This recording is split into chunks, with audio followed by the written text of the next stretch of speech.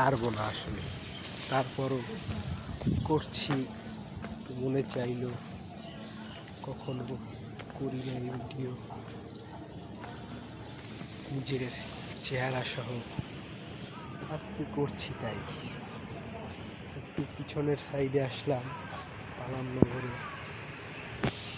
ভালোই পানামনগর, 20 টাকার ভিতর,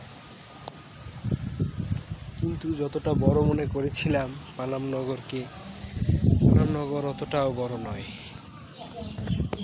আর প্রথমে শুনেছিলাম যে 52টা বিল্ডিং আছে, এখন দেখছি সব মিলিয়ে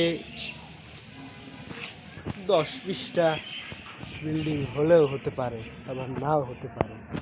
তার বেশি কোনো মতেই হবে না, তার বেশি হওয়ার সম্ভাবনা নেই। তো এই দেখুন ভাঙাচুরা অবস্থা।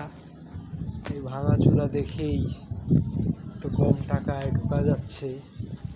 আসলে আমি এর আগে এসে গিয়েছিলাম সোনারগাঁও জাদুঘরে, সেখানে যে আমি রীতিমতো হতাশ। সোনারগাঁও জাদুঘরে ঢোকার জন্য টিকিটের দাম 50 টাকা, তার ভিতরে রয়েছে বড় সর্দার বাড়ি। সেখানে ঢোকার জন্য আবার যদি চাই 100 টাকা, তা কি হয় বলুন? সেজন্য আমি ঢুকিনি সর্দার বাড়ি, কেননা বাহিরের দিক থেকে বেশিরভাগ জিনিস আসলে দেখা যায়, আর ওখানে 100 টাকা দিয়ে ঢোকার কোনো মানেও হয় না। অপরদিকে ওখানে টিকিটের দাম ছিল 50 টাকা।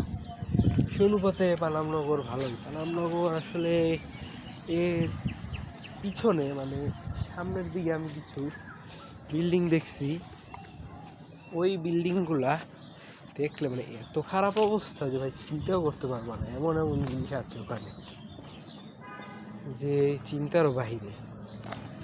সুতরাং এই তো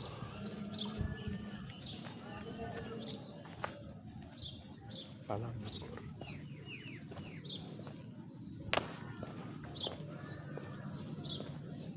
সেই বিখ্যাত পানামনগর,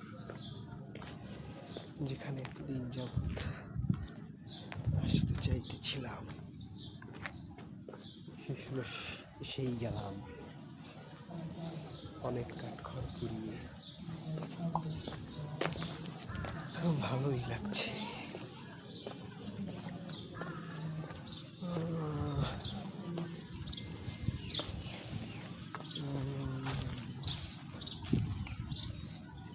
ভিডিওটা করছি আমার প্রথম, আমার জীবনে না এরকম কোনো ভিডিও করা, কিন্তু দুর্ভাগ্যবশত এই ভিডিওটা আমার কোনো সোশ্যাল প্ল্যাটফর্মেই ছাড়া হবে না, কেননা অতটা সাহস কোনো করে উঠতে পারিনি, বুঝছেন।